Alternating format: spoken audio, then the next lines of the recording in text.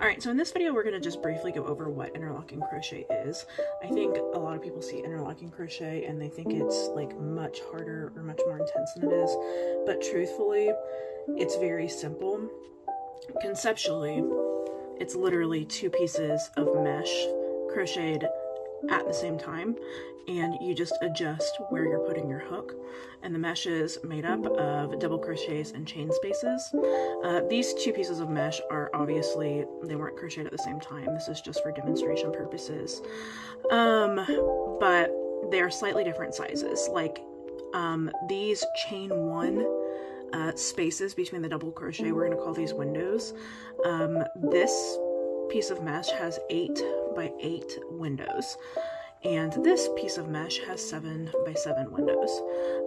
So as you can see, they're just slightly different sizes, and that's essentially what we're doing. We're just going to be crocheting them up together at the same time and adjusting where the stitch goes. You can see this on a larger scale here. You can see that this outside stitch, our color A, is yellow and our color B is blue, and you can kind of see just along the edge how the yellow is slightly larger. It's just one square larger. But interlocking crochet really is interesting because it does create this double-sided fabric, and wherever there is color A on the front, on the back in the same spot, there's going to be color B going in the opposite direction. So we have this blue here that's going horizontally, but when we flip it, that blue is going vertically.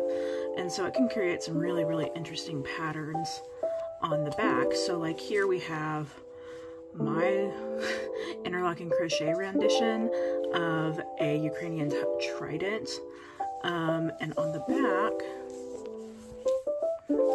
it's still a trident, but it looks a little bit different. On the front, sorry, I don't have that much working space here. On the front it says Slava Ukraini, and then on the back it just looks like this. So interlocking crochet can really create some very, very interesting patterns.